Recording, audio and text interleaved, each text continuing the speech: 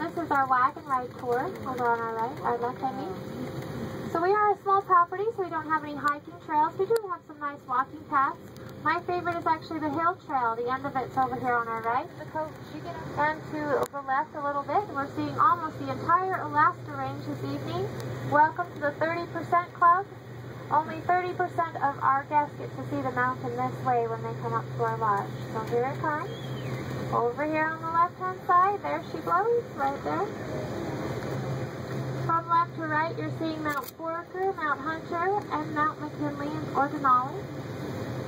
This is the view you'll get from the back of the lodge. I'd recommend snapping a picture right now because later in the evening it gets pretty hazy and you only get to see the outline of the mountain. Screen doors with antlers to handles, they will take you to the luggage check.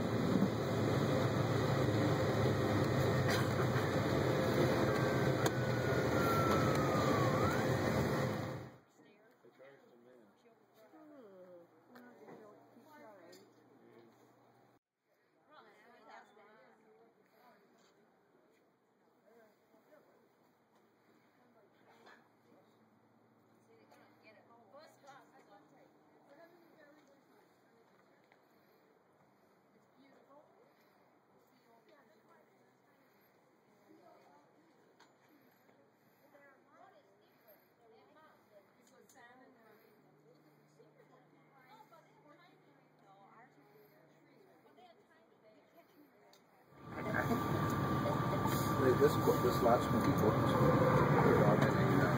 Just a few of the black spruce trees that grow here in the Muskeg. And that's because they're the only trees that will grow in ground that's the permafrost, which is the ground is perpetually frozen, but in the summer months the top 12 to 18 inches will thaw out. It just creates a very cold ground. Black spruce trees are the ones that grow there.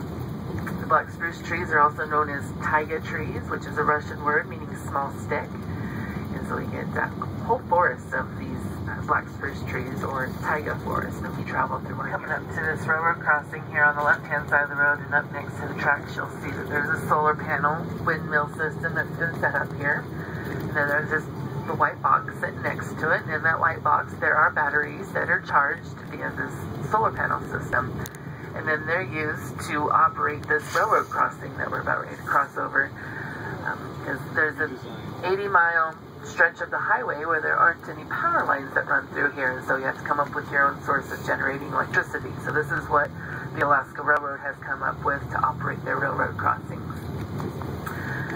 Also here at this crossing, going right or south down the track, sorry about that, about 60 miles, is the town of Talkeetna. Here we are coming up on Hurricane Gulch. Again, right or left-hand sides of the coach here.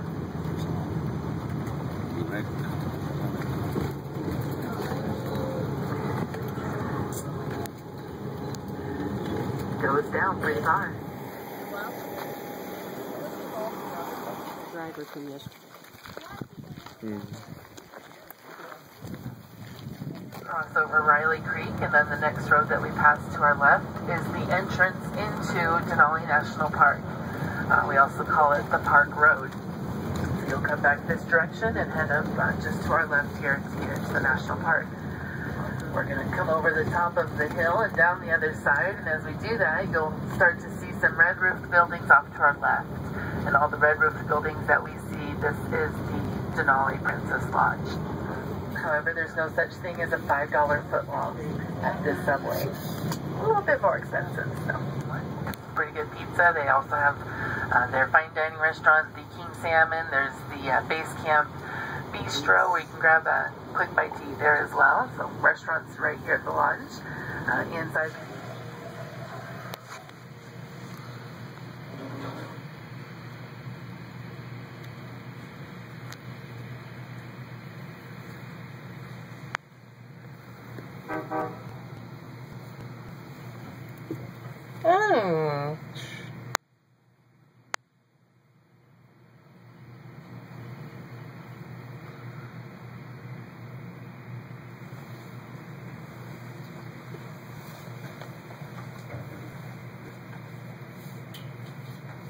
Rally politicians, game hunting societies, conservation groups, anybody who would listen to them. Then after 10 years of work, Stream was finally realized when this park was created as Mount McKinley, the only national park in the country specifically founded to protect wild animals. Most other national parks have been created to protect some sort of natural animal specifically in mind. I do like to talk a little bit about the early history of the park. We're going to hop off here at the Wilderness Access Center and watch a movie that builds on that. Picks up in the year 1921. I know. This building on the right is the Wilderness Access Center, is the main transportation hub of Denali National Park. If you were to come here in your own personal vehicle, you'd only be able to drive 15 miles into the park before you were turned around by a park ranger. Boreal forest is a biome or an ecosystem that stretches around the top of the globe with the green headband.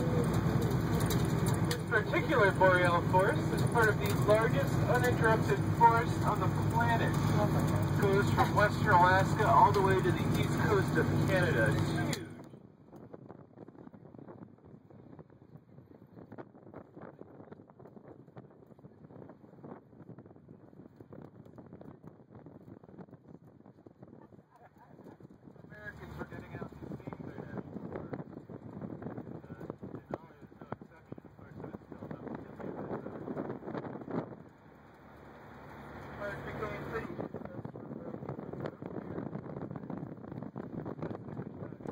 Branches they could use for gases. They had an inner bark that would give them bread, and they had a natural aspirin.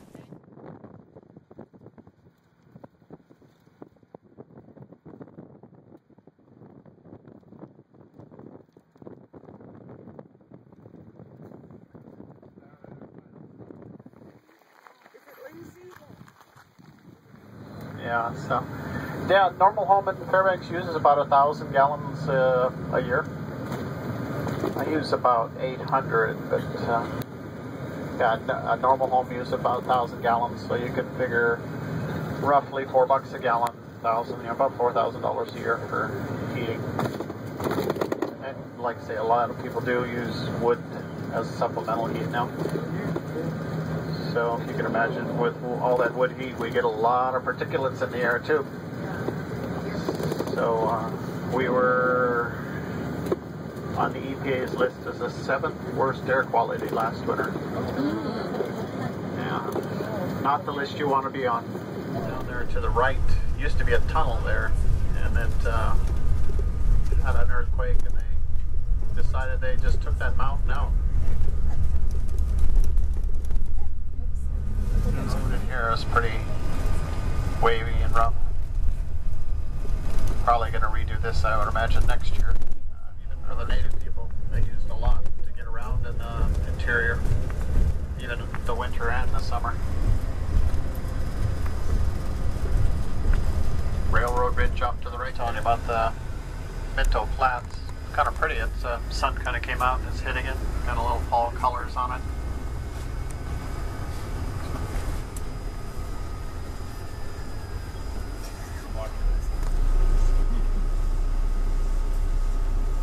Wanted to make sure I didn't scrape his car there. That's like I say, Minto Flats. A lot of ducks, a lot of geese. It's kind of out through here. You can see the there's been a fire through here. I think it was back in 2006. The fire came through here, burnt between here and Anderson there. I think it's about 100,000 acres. It was a human-caused fire, actually. It was up here along the road. I think there was a gentleman that threw out some barbecue coals that were supposed to be out but weren't.